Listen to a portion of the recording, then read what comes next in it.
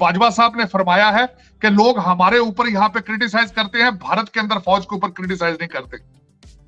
बाजवा साहब कोई खुदादा ना लो। और इंडिया में जो जनरल्स हैं वो आपकी आर्मी से दुगनी बड़ी, कई गुना बड़ी ताकतवर और ज्यादा बड़ी प्रोफेशनल और ज्यादा बड़ी फॉरवर्ड लुकिंग किस्म की मिलिट्री जो है उसको लीड करते हैं। लेकिन वो जनरल जितने हम्बल हैं और जिस तरीके से उनकी बैकग्राउंड है और जिस तरीके से वो आर्मी से रिटायर्ड होके तो बाहर आते हैं। सीनियर मिलिट्री लीडरशिप को गैर मुनासिब अलकबात से पुकारा गया। जब आप इस तरीके से अपने मुल्क की दौलत को लूटेंगे, और ये क्लियर है कि वो दौलत जहाँ कहीं से भी आती है वो दौलत आपके ओहदे के साथ मैच नहीं करती। माने ये 90,000 लोग, आज तक मैंने जिंदगी में, मुझे बड़ा शौक है हिस्ट्री किताबें पढ़ना, मैंने किसी हिस्ट्री की किताब में आज तक नहीं पढ़ा कि 90,000 लोगों ने इकट्ठे एक जगह पे हथियार डाल दिया आज तक in the history of warfare. हमें बैसाखियां क्यों चाहिए होती हैं जब पता होता है कि मैं 2 नंबर हूं, मैं सीट पे बैठने का अहल नहीं हूं। इस नाजुक मौके के ऊपर जब सारा पाकिस्तान लड़ रहा है, भारत के वो जो नॉर्दर्न कमांड के जनरल साहब हैं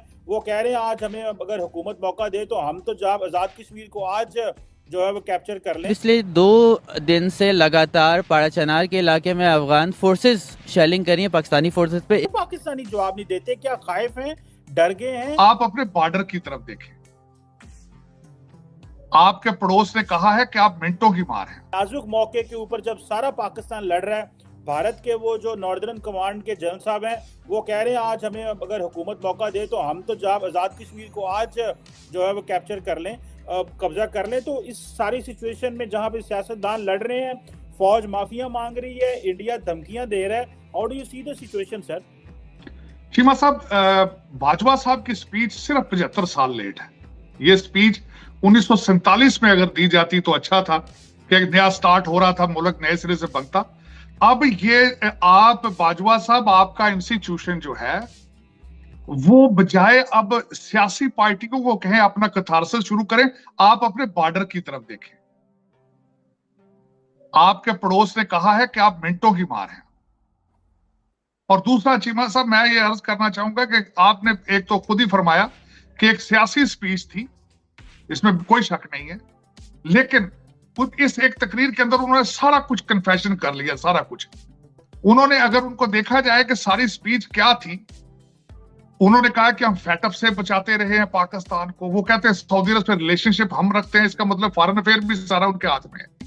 आप 7 बिलियन पर हैं, भारत 600 बिलियन पर है आपका। और आपने खास बाजवा साहब ने सख्त ज्यादती की है फौज के साथ और पाकिस्तानी लोगों का मजाक उड़ाया है। बाजवा साहब ने फरमाया है कि लोग हमारे ऊपर यहाँ पे क्रिटिसाइज करते हैं, भारत के अंदर फौज के ऊपर क्रिटिसाइज नहीं करते। बाजवा साहब कोई खुदादा ना लो। वहां पे मुल्क 6 महीने में किसी को आप अपनी फौज से पूछे आर्मी चीफ का नाम बताएं तो वो नहीं बता सकेंगे इंडिया के आर्मी चीफ के बारे में। खान साहब 75 साल में से 40 साल आपने पूरा मुल्क बैरियर टाउन और डिफेंस बना दिया है मलक रियाज के साथ। आप सबका पसंद आए तो लाइक कीजिए और शेयर कीजिए और चैनल को सब्सक्राइब कीजिए।